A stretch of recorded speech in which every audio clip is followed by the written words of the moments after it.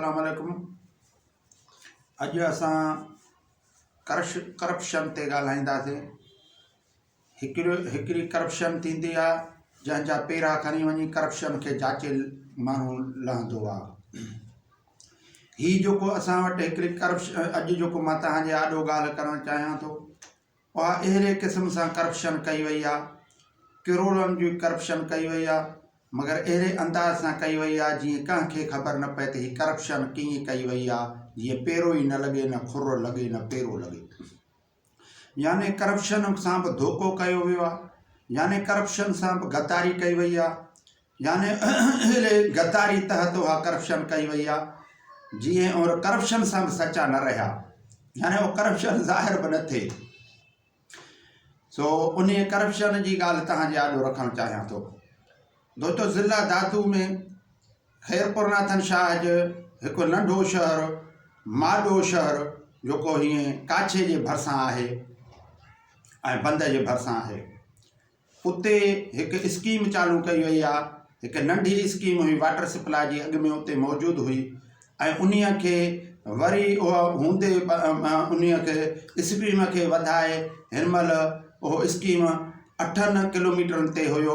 उन्हीअ खे स्कीम खे अहिड़े नमूने सां वधाए 30 किलोमीटर परे खां उहो पाणी ऐं माना वाटर सप्लाई जी स्कीम उतां चालू कई वई आहे। हालांकि माना पाणी पसगिरदाई में बि वेझे में बि काफ़ी हदनि ते मिठो आहे ऐं उतां जेकॾहिं इहा स्कीम चालू कनि हा त एतिरो पैसो ऐं करप्शन न थिए हा, शायदि न थिए हा। छो त अलीशेरवाह खां पाणी बि उते मिठो आहे जिथे 8 किलोमीटरनि जे पंध ते उहो आहे।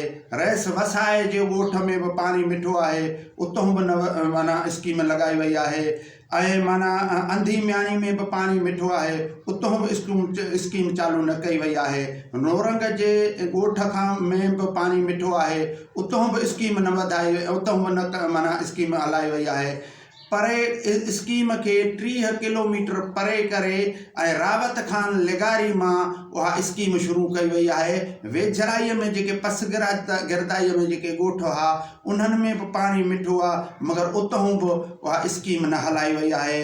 एॾो ज़ुल्म कयो वियो आहे असांजे सिंध जे पैसे सां, पाकिस्तान जे पैसे सां, एॾो माना नाजाइज़ी स्कीम खे नाजाइज़ वधाए पब्लिक हेल्थ वारनि मिली भगत करे ऐं उहो स्कीम खे किरोड़नि जो स्कीम करे ऐं उन खे पैसे खाइण जो हिकिड़ो जवाज़ बणायो जीअं माना त पाणी हिते मिठो कोन्हे। ऐं हालांकि इन्हनि जॻहनि इन्हनि ॻोठनि में जिन जिन जा मूं नाला तव्हांजे आॾो वरिता आहिनि, इन्हनि में सभिनी में पाणी मिठो आहे। अॻु में बि जेको अलीशेरवाह खां पाणी जी स्कीम अॻु में पुराणी स्कीम आहे, उहो बि पाणी मिठो आहे।